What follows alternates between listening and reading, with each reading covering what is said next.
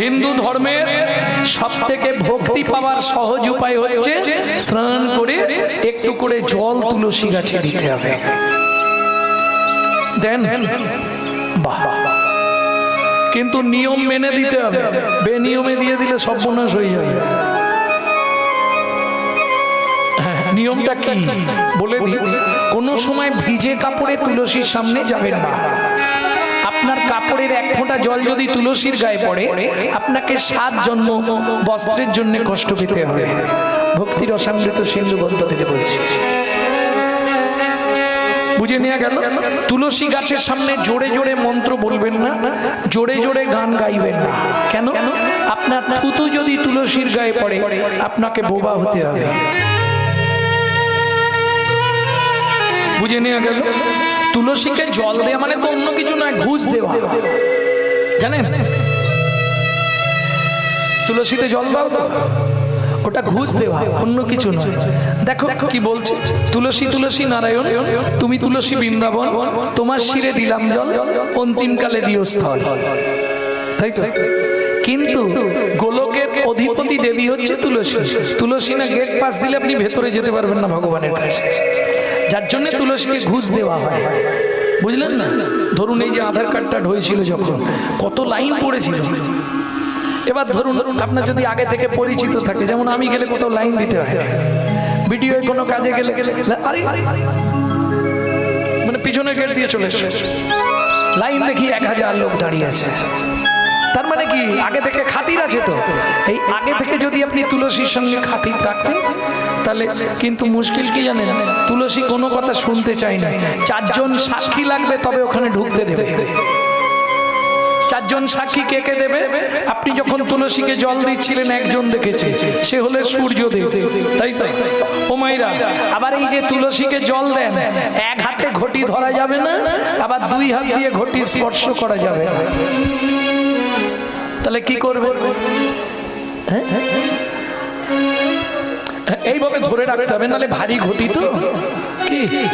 তাহলে 4 জন সাক্ষীটাকে দেবে, একজন না হয় সূর্যদেব পেয়ে গেলাম, বাকি 3 জন ভালো করে দেখে নিন, তর্জনী, মধ্যমা, বৃদ্ধা, এই 3টে আঙুল দিয়ে যে কোনো শুভ কাজ করবার আগে এই 3টে আঙুলকে এই জায়গাটায় দেবেন। ঠিক কোনো এর বাঁ দিকে দেখুন একটা উঁচু ঢিপি আছে, ঠিক উঁচু ঢিপিটার 3 দিকে হাত দিয়ে দেখুন 3টে গর্ত আছে।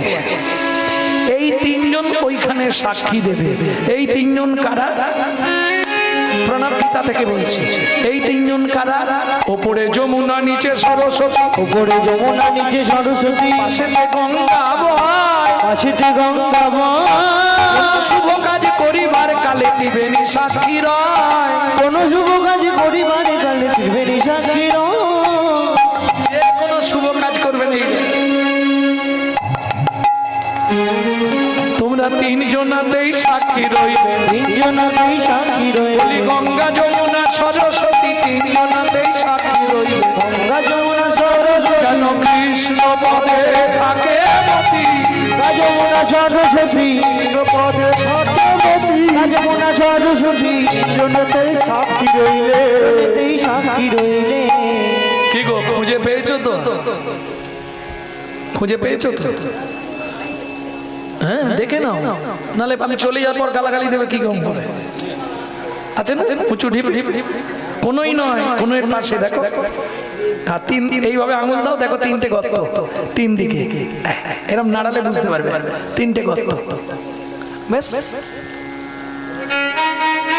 ভক্তমণ্ডলী, ভক্তিমতী মায়েরা তুলসীকে জল দিয়ে প্রণাম করে চললেন কোথায়? সামনে কুমোরটুলি, হালি শহর থেকে কুমোরটুলি বেশি রাস্তা নয়, কুমোরটুলি চলে এলেন বন্ধু জ্যোতির্ময়ের কাছে। এই ভাই, জ্যোতির্ময়ের বাড়িটা কোথায়? জ্যোতির্ময় বাসুদেব দত্তের বুদ্ধি খালি। আরে বাসু, কি মনে করে বল? কেন রে, বিয়ে করেছিস মন মনে, ছেলে মেয়ে কটা হলো? তা আমার কাছে কি মনে করে? ঠাকুর নিবে ওইরকম করে বলার দরকার নেই, কারণ এবারে বাজার খুব খারাপ, সব মাল গোডাউনে পড়ে আছে। দেখ এগুলো চলবে, মনসা, শীতলা চলবে একটাও। দেখ লক্ষ্মী আছে, সরস্বতী আছে, দেখ চণ্ডী আছে, চলবে না? বড়াই বুড়ি আছে, একটাও চলবে না। তাহলে কি ঠাকুর নিবি? ওইদিকে দেখ, কালী, দুর্গা। তাহলে কি মুখ ফোলা ঠাকুর নিবি? পেট ফোলা ঠাকুর নিবি? তো কি নিবি সেটা বলবি তুই। ও হাত তোলা ঠাকুর, ওইটা তো আমার এখানে তৈরি হয় না, ওটা ওই নদীয়ার দিকে সব মিস্ত্রিরা করে, আমি করি। বাসুদেব দত্ত বললে, শোন বন্ধু, তুই আমাকে একটা মাটির গৌরাঙ্গ তৈরি করে দে, হাত তোলা ঠাকুর।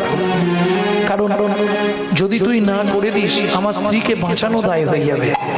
সে এখন গৌর এনে দাও, গৌর এনে দাও করে পাগল হয়ে গেছে। দেখ বন্ধু, কথা দিতে পারছি না, 1 মাস সময় দে, আমি নবদ্বীপ যাব, ভালো করে আগে দেখবো, তারপর তৈরি করব। না দেখলে দেখবেন যারা ঠাকুর তৈরি করে, আগে তো হৃদয় এঁকে নেয় ঠাকুরটাকে, তবে তো বাইরে প্রকাশ করতে পারে, তাই না? আগে হৃদয়ে তাকে আঁকতে হবে, তবে বাইরে প্রকাশ করতে পারবে। তুই যখন বলছিস আমি চেষ্টা করব, তুই 1 মাস পরে আয়। ঠিক আছে, তাহলে আসি রে। চলে গেল।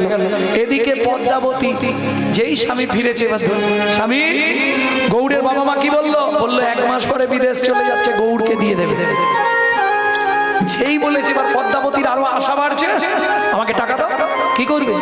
গোদন বাটি কিনবো, চুষি কাঠি কিনবো, দোলা কিনবো। আচ্ছা পদ্মা, গৌরকে পেলে তুমি কি করবে? এক্ষুনি বাড়ি চলে যাবে? গৌরকে পেয়ে তুমি কি করবে? শুনবে স্বামী, গৌর পাই তো স্পর্শ করব, হোক না গৌর পরের ছেলে। আমি গৌর পাই তো স্পর্শ করব, ডাকবে আমায় মা মা বলে, আদর করে নেব কোলে। গৌর পাই তো স্পর্শ করব, হোক না গৌর পরের ছেলে। গৌর পাই তো স্পর্শ করব, হোক না গৌর পরের ছেলে। ও মায়েরা, যতদিন যাচ্ছে পদ্মাবতীর আকাঙ্ক্ষা বাড়ছে। আশা কতদিনে পাবো? ওই শিলপাটা, এখন তো সব মেশিন, আগে শিলপাটা, হলুদ বাটা দিয়েছে, আর ওই হলুদ দেখতে দেখতে মনে পড়ে যাচ্ছে, হলুদ বাটিতে পদ্মা গোড়া পড়ে মনে, হলুদ বাটিতে পদ্মা গোড়া পড়ে মনে। নিরবধি ছল ছল ছদই নয়নে, নিরবধি ছল ছল ধরই নয়নে। ভাতে ডাল মাখি মাতা খাইতে বাজা, ভাবে গৌর তারে আসি ডাকিছে আমায়, ভাবি গৌর তারে আসি ডাকিছে আমায়। তো দেবীর খাওয়া হলো না, আর তো মায়ের খাওয়া হলো না, গৌরেলি নাকি বলে ছুটে গেল, মায়ের খাওয়া হলো না, এলি নাকি বলে ছুটে গেল। ওই আপন হৃদয় প্রেম ভরে, বলে ছুটে গেল, আপন হৃদয় প্রেম ভরে, এনে বলে ছুটে গেল। আর তো মায়ের খাওয়া হলো না, মায়ের খাওয়া হলো না। আজকে 24 দিন হয়ে গেল, সময় এগিয়ে আসছে, কিন্তু আর 6 দিন। তুমি কিন্তু 30 দিনের দিনেই চলে যাবে, আমার গৌর এনে দেবে। হ্যাঁ গো, চিন্তা নেই। 25 দিনের দিন সকালবেলায় পটোদার মিস্ত্রি মাটি টাটি নিয়ে সোজা সুরধনী গঙ্গার তীরে। গৌরকে দেখতে হবে না, হাত তোলা ঠাকুরটাকে দেখলেই তো তৈরি করে ফেলবে। কত মাটি টাটি মেখে প্রস্তুত করে রেখেছি। ঠিক বিকেল বেলায় মহাপ্রভু বেরোবে ভক্তগণ সঙ্গে। সুন্দর লালা সচির দুলা নাচত শ্রী হরি কীর্তন মে, সুন্দর লালা সচির দুলালা नाचते श्री हरि कीर्तन में। सुंदर लाला सचिर दुलाला नाचते श्री हरि कीर्तन में। नाचता गावता मधुर भक्त सत, नाचते गावता मधुर भक्त सत। झुनु झुनु चरणन में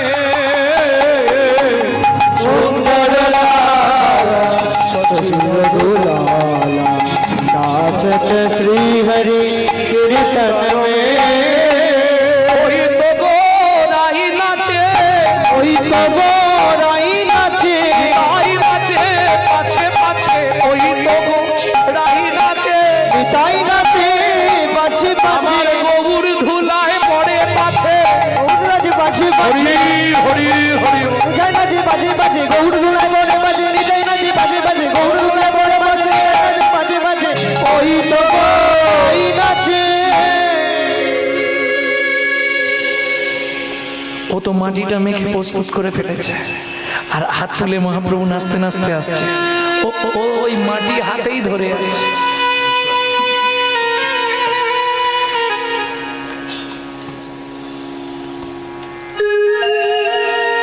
স্ট্যাচু হয়ে গেছে কেন? ওই যে গৌর দেখছিল এক ধ্যানে এক মনে, ব্যাস কৃপা হয়ে গেল। কি হলো যেন ও তার আঁখি পাখি ডুবে ও গেল রে গৌর রূপে পাখি পাখি ডুবে ও গেল রে নয়ন রূপে পাখি পাখি ডুবে এই হাতের মাটি হাতে রইল পাখি পাখি ডুবে গেল রে হাতের মাটি রইল হাতের মাটি হাতে রইল তারাকি পাখি ডুবে দেখিতে দেখিতে মিস্ত্রি অচৈতন্য হইল অচৈতন্য হইল আপনি আসিয়া গৌ আপনি গড়িল আপনি গরিল দেখো নিজের মূর্তি নিজেই গড়ে নিজের মূর্তি নিজেই গড়ে পদ্মাবতীর বিশ্বাস বলে নিজের মূর্তি নিজেই গড়ে পদ্মাবতীর বিশ্বাস বলে যাই রে লীলার বলি হারি যা পদ্মাবতীর বিশ্বাস বলে পদ্মাবতীর বিশ্বাস বলে মূর্তি নিজেই গড়ে মূর্তি নিজেই গড়ে 30 দিনের দিন সকালবেলা বাসুদেব দত্ত এলেন ফটোদার মিস্ত্রির বাড়ি। ও ভাই তৈরি করেছিস?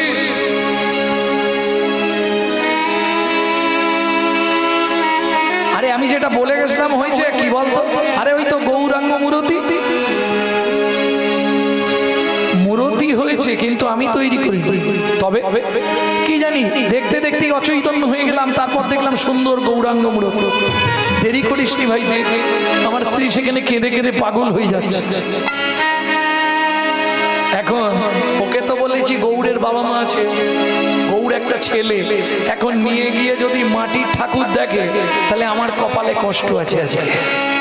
ভাত তো দেবেই না, উপরান্ত আজ মোটামুটি গুছিয়ে অশান্তি হবে। এমন ভাবে নিজেতে আমি যাতে বুঝতে না পারি।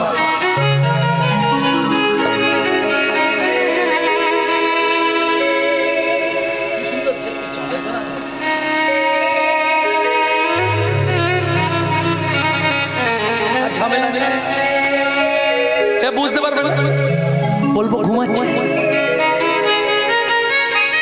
আহা, এদিকে পদ্মাবতীর কি দশা, ঘরের বাহিরে কণ্ঠে শতবারে দিলে যায় সে দিলে ঘরের বাহিরে দণ্ডে শতবারে দিলে আইসে দিলে যায় তার মনয় চাটন নিঃশ্বাস সঘন মনয়ুটাটন নিঃশ্বাস সঘন পথ প্রাণে ফিরে যায় পথ প্রাণে ফিরে যায়। ওই তো স্বামী আসছে, স্বামী চুপ করো চুপ করো। কেন গো? ওর বাবা মা চলে গেছে, সবে কেঁদে কেঁদে ঘুমিয়েছে, আওয়াজ করনি, ঘুম ভেঙে গেলে আর কিন্তু রাখা যাবে না। স্বামী আমি কোলে নেবো না, এখন নয়, গিয়ে শুইয়ে দিচ্ছি ঠাকুর ঘরের সিংহাসনে, যখন ঘুম থেকে উঠে তোমায় ডাকবে, তুমি গিয়ে খাবার খাওয়া, কোনো চিন্তা নেই। এখন ঘুমাচ্ছে, ঘুমান না, সেই সুযোগে তুমি তোমার কাজ সেরে ফেলো, আর আমাকে একটু তেল দাও, স্নান করে আসে, এসে খেয়ে দেনি, তারপর না হয়।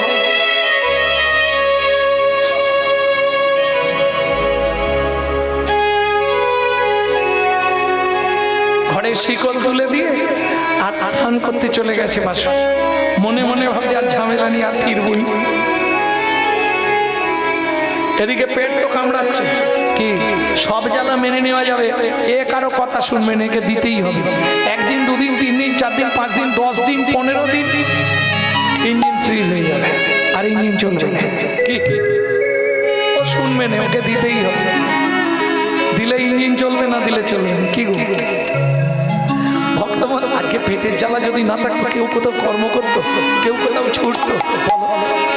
কে কারো কথা শুনবে না? জ্বালা যখন ধরবে, যে কি অশান্তি বাঁধে।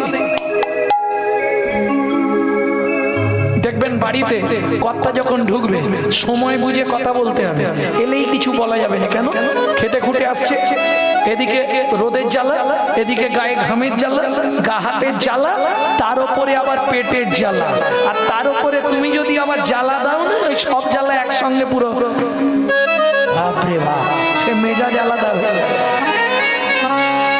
আর যখনই কথা বলবে, খুব সময় বুঝে বলবে, সময় বুঝে, শুধু সময় বুঝে নয়, ওই কাঠঠকরা কথা বলবেন, একটু রস দিয়ে বলবে। সময়ও বুঝিয়া সরস হইয়া মধু দিয়ে কবি কথা। সরস মানে বোঝেন তো, কথায় যেন রস থাকে। কি গো তোমার এত দেরি হলো কেন? আমি তো কতক্ষণ ধরে ভাবছি, তুমি এখনো আসছো। একটু রস দিয়ে বলতে।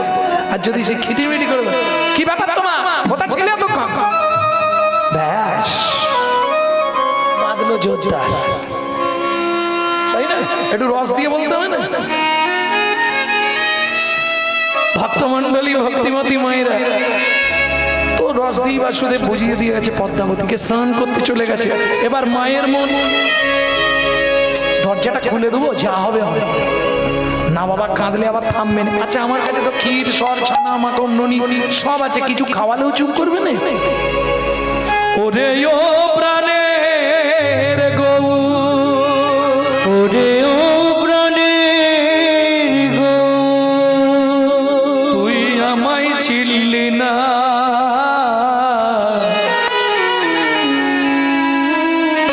আমি যে তো দক্ষিণে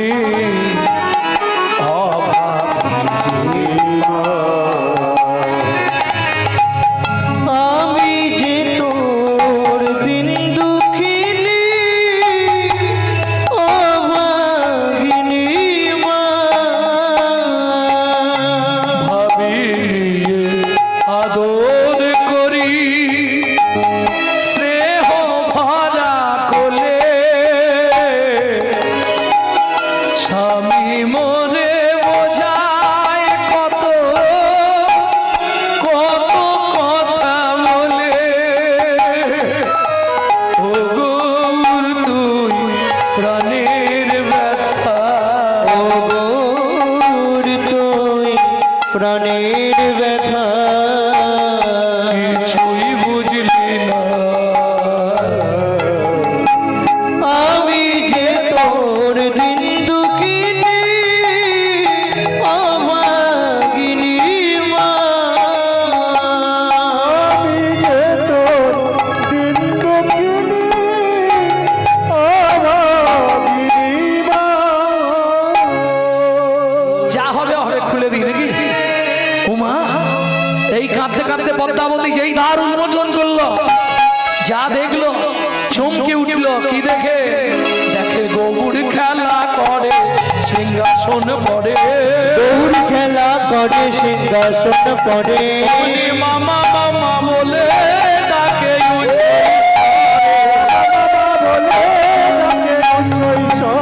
মামা মামা বলে ডাকে উচ্চ ঈশ্বরে, মামা মামা বলে ডাকে উচ্চ ঈশ্বরে। খেতে দাও জননী, খেতে দাও জননী, ক্ষুধার জ্বালা সইতে নারী, খেতে দাও জননী, ক্ষুধার জ্বালা সইতে নারী, বড় ক্ষুধা সইতে নারী উদার জ্বালা সইতে নারী দাও জননী। পদ্মাবতী আনন্দের সাগরে ভেসে গেল, ছুটে গিয়ে দুই হাত বাড়ালো আর সচল হয়ে গেছে গৌরাঙ্গ, মাটির গৌরাঙ্গ আজ সচল কোলে উঠে এলো মায়ের। কি অপরূপ দৃশ্য দর্শন, মার দেরি করলো না। ক্ষীর সরণী খাওয়াই আপনি, ক্ষীর সরণী খাওয়াই আপনি, কাঁদি কাঁদি মাতা বলে, কাঁদি কাঁদি মাতা বলে, ওরে প্রাণের গোরা ওরে সর্বহারা যাসনে মায়ের ফেলে, ওরে প্রাণের গোড়া ওরে সর্বহারা যাস না মায়ের ফেলে। ও গৌর কথা দে আমায় ফেলে যাবি না বা, আমায় ফেলে যাবি না বা, তুই সাধনার ধন প্রাণের রতন আমায় ফেলে যাবি না বা, তুই সাধনার আমার রত, সাধনা করে পেয়েছি রে, সাধনার আমার রত, সাধনার আমার রত, আমায় ফেলে যাবি না বা।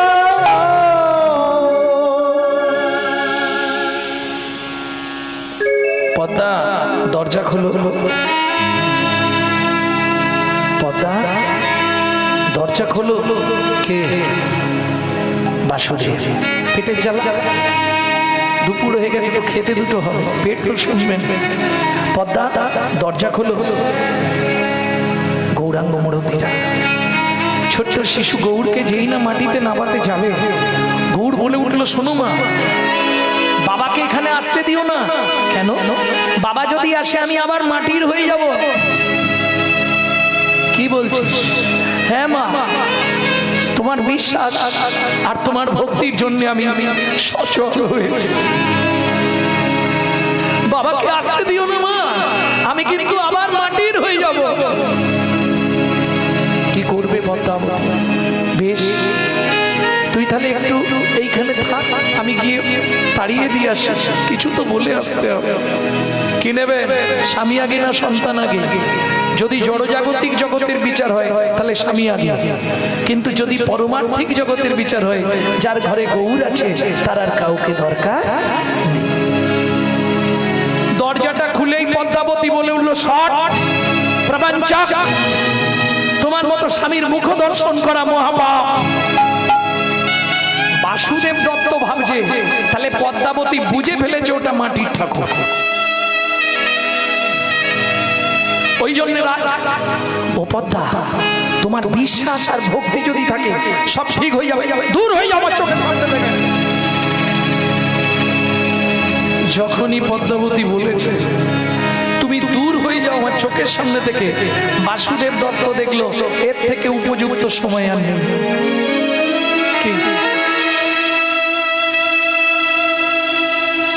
কোন সময় যদি স্বামী স্ত্রীকে বলে বা স্ত্রী স্বামীকে বলে, আমার মনে হয় এর থেকে ভালো সময় জীবনে আসবে না। আসবে? তোমার মতো স্বামীর মুখ দেখা মহাপাপ, দূর হয়ে যাও। আর দেরি করে কান্দিতে কান্দিতে বাসু সুরধ্বনি তীরে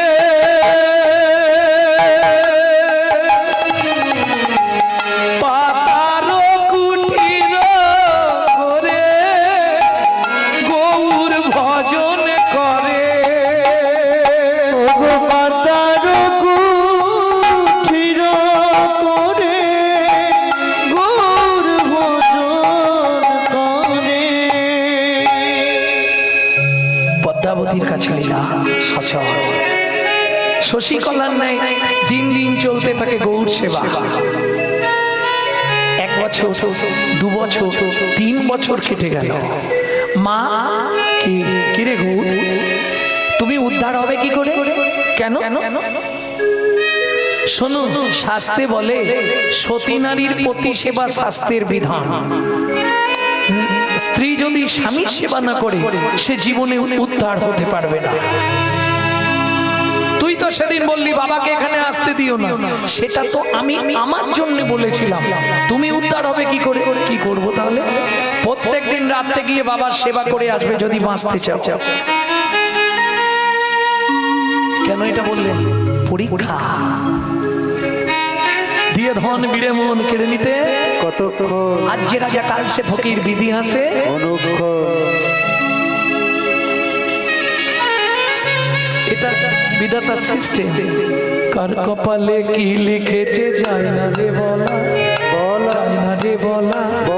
কাউকে দিল অট্টালিকা, কাউকে গাছতলা, কাউকে দিল অট্টালিকা, কাউকে গাছতলা। যেমন কর্ম তেমন ফল, অগভীর তার ভূমিতল। কারো জীবন সুখে কাটে, কারো দু নয়নে জল। কারো জীবন সুখে কাটে, কারো দু নয়নে জল। বাস্তব জগৎটা দেখুন। লটারিতে কেউ বা পায় লক্ষ লক্ষ টাকা, কেউ বা বাপের জমানো ধন জবাই করে ফাঁকা। লটারিতে কেউ বা পায় লক্ষ লক্ষ টাকা, কেউ বা বাপের জমানো ধন জবাই করে ফাঁকা। এটাই রে তোর ভাগ্যের খেলা, লীলা ময়ের লীলার চল। এটাই রে তোর ভাগ্যের খেলা, লীলা ময়ের লীলার চল। কারো জীবন সুখে কাটে, কারো দু নয়নে জল। কারো জীবন সুখে কাটে, কারো দু নয়নে জল। ঠিক আছে, তাহলে তাই করব। প্রতিদিন রাত্রিতে পদ্মাবতী বাসুদেব দত্তের পাতার কুঠিরে যেতে সেবা করতে, স্বামী সেবা। এই যেতে আসতে যেতে আসতে পরীক্ষা শুরু। পদ্মাবতী গর্ভবতী হয়ে গেলেন। ও মায়েরা, দিন যায় মাস যায়, 10 মাস 10 দিনে শুভক্ষণে শুভ তিথিতে সুসন্তান প্রসব করলেন পদ্মাবতী। নাম রাখলেন গোবিন্দ। বাহ, আমার দুই ছেলে গৌড় আর গোবিন্দ। হুমা পেটের পরের গাছা আর পেটের বাছা এক হবে? নিজেরটার পরেরটা কখনো এক হবে? যেদিন থেকে সন্তান জন্মালো সেদিন থেকে এবার গৌড়ের প্রতি ভালোবাসা আলগা হতে লইল।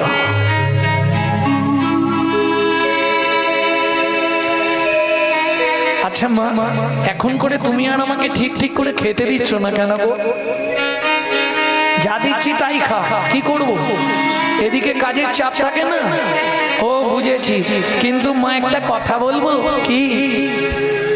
এ যে তুল্লা দণ্ডে ওজন করা, আমি গৌর আর গোবিন্দ। এই যে তুল্লা দণ্ডে ওজন করা, একদিক গেলে আর একদিক যাবে। মাগো একদিকে গেলে আর একদিক যাবে। সেদিন পাবে তুমি নিরানন্দ। তুল্লা দণ্ডে ওজন করা, তাই গৌর হরিব গৌর আর গোবিন্দ। তুল্লা দণ্ডে ওজন করা। কি যাতা বলছিস? আগে আমাকে দুধ দিতে কত মিষ্টি, এখন দেখি দুধ শুধু জল। ব্যাপারটা কি গো?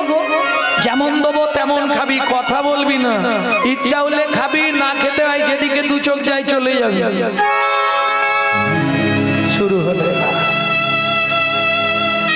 আরো কঠিন পরীক্ষা। এবার হুমায়রা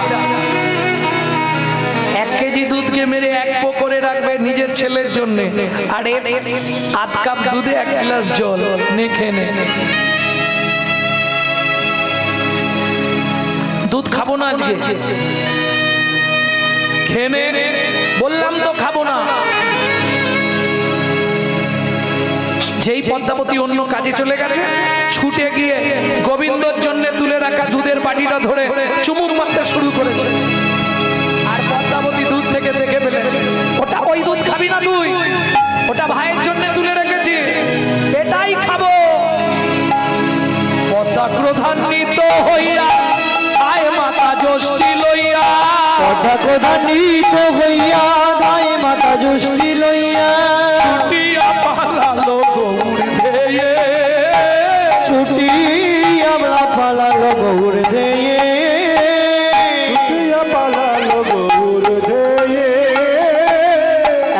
বলি ফেলে দিয়া, পৃষ্ঠে মারে যষ্টি দিয়া, এত বলি ফেলে দিয়া, পৃষ্ঠে মারে যষ্টি দিয়া, রুধির ধারা ঝরো ঝরো ঝরে, রুধির যারা ধর ঝর ঝরে।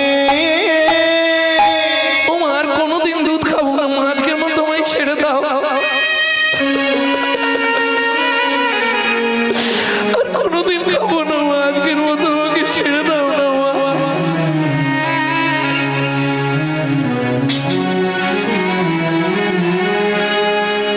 তুমি আর মেরো না,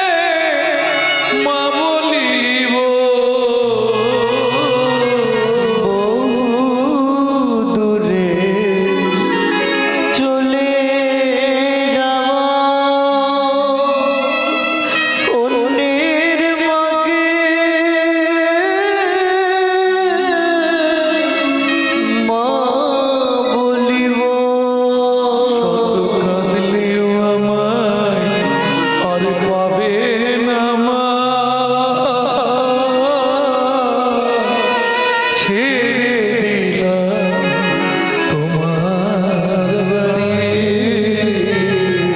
আর মেরো না মাগো,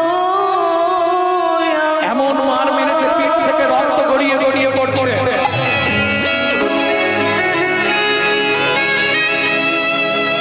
ছুটতে ছুটতে চললেন সুরধনী গঙ্গার তীরে বাসুদেব দত্তের পাতার কুটিরে। দূর হয়ে আমার চোখের সামনে থেকে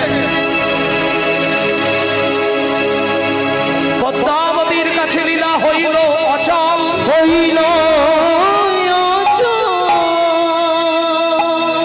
বাসুদেব দত্তের কাছে লীলা হইল সচল।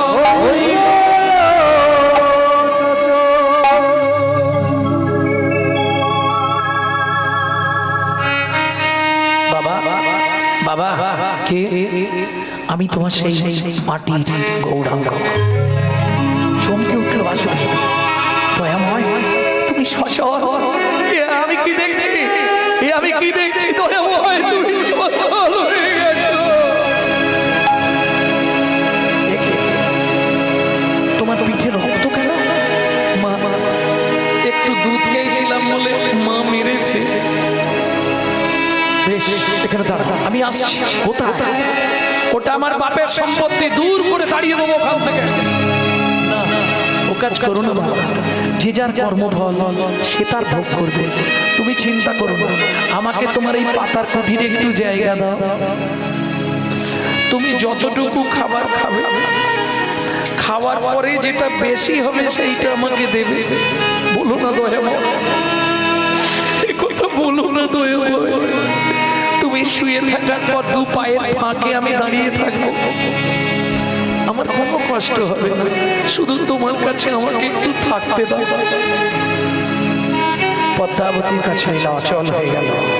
বাসুদেব দত্ত নিত্য ভিক্ষা করে যা পেত গৌরকে নিবেদন করে প্রসাদ পেত।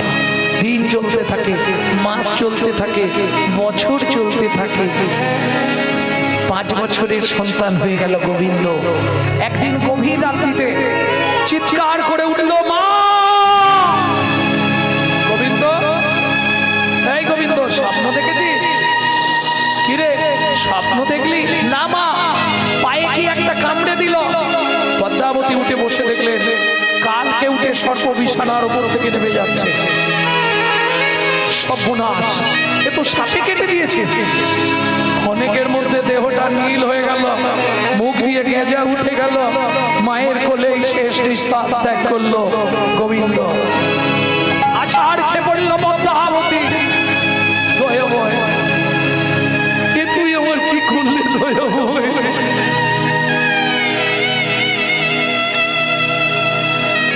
পদ্মা, সাপে কাটা রুগী বেশিক্ষণ বাড়িতে রাখা যাবে না। পাড়ার লোক, গ্রামের লোক এসে হাজির। তাড়াতাড়ি এ রুগী নিয়ে চলে যাও, গঙ্গায় গিয়ে কলার ভেলায় করে ভাসিয়ে দাও। কি করবে পদ্মাবতী? পাড়ার লোকের চিৎকারে মরা ছেলে বুকে সুরধনীর দিকে, মরা ছেলে বুকে সুরধনীর দিকে চলিলে পদ্মাবতী। হায় হায় বিধি, কি বাদু সাধিলে কি হবে আমার গতি। হায় হায় বিধি, কি বা দশা দিলে কি হবে আমার গতি। কি জানি কি বিধি, কি বাদ সাধিল, বিচারিল অদ্ভুত। কি দোষ পাইয়া কাড়িয়া লইল আমারও সোনারও সুর। বলো কি দোষ পাইয়া কাড়িয়া লইলে আমার সোনার সুর। আমি কার বাকি করেছিলাম, আমি কার বাকি করেছিলাম, তাইতে বিধি। কি করবে আমার কাছে এসে? আমার কাছে আসার দরকারটা কি? কে বলছে? বাসুদেব দত্ত। কোনো প্রয়োজন নেই, তুমি গৌর চরণ হারা হয়ে গেছো মানে পৃথিবীতে তোমার আর কেউ নেই। তোমার পাপের ঘোড়া পূর্ণ হয়ে গেছে, নিজের সন্তানকে পেয়ে তুমি গৌর চরণ ভুলে গেলে। ছি ছি ছি ছি পল্পা, স্বামী গোবিন্দ মারা গেছে, ও মরবে আমি জানতাম। কেঁদে কোনো লাভ নেই, ওই সুরধনী গঙ্গায় কলার ঢালা প্রস্তুত করে দেহটা ভাসিয়ে দাও। ঠিক আছে, কলার ভেলা তৈরি হলো, ফুল দিয়ে সাজানো হয়েছে, গোবিন্দকে শুইয়ে দেয়া হয়েছে। কিন্তু মায়ের একটা ইচ্ছা, কি গৌরকে একবার বলবো, তুই অন্তত কিছু যদি না করিস, তোর ভাইয়ের কলার ভেলাটা তুই ঠেলে দে। গৌর, আমি যাব না, একবার চল না। যাব না। বাসুদেব দত্ত বললেন, প্রভু শাসন করা তারই সাজে সোহাগ করে, যে একদিনের জন্য হলেও তোমাকে তো ভালোবেসেছে, না হয় দুঘা মেরেছে, কি হবে, ইচ্ছা পূর্ণ করে দাও। চাইছে যখন একবার যাও না, কলার ভেলাটা ভাসিয়ে দাও। শোনো বাবা, তুমি বলছো আমি যাচ্ছি, পরে কিন্তু আমাকে যেন দোষ দিও না। ব্যাস। ও মা, এই বলতে বলতেই চলে গেল সুরধনী গঙ্গার তীরে। আর সুরধনী গঙ্গার তীরে গিয়ে হাতটা বাড়িয়ে দিয়ে সচল গৌরাঙ্গ বলে উঠল, কি ওঠো রে গোবিন্দ, গৌর ডাকিল, গোবিন্দ উঠিল, গৌর মাটির হইল, গোবিন্দ উঠিল, গৌর মাটির হইল, সচল গৌর অচল হলো, সচল গৌর অচল হলো, বদন ভরে হরি বলো, অচল গৌর অচল হলো, হরি বলো, অচল গৌর অচল হলো, হরি বলো। শোনে ভগবানের মিলন হইল, ভক্ত শনি ভগবানের মিলন হইল, ভক্তগণ প্রেমানন্দে হরি হরি, ভক্তগণ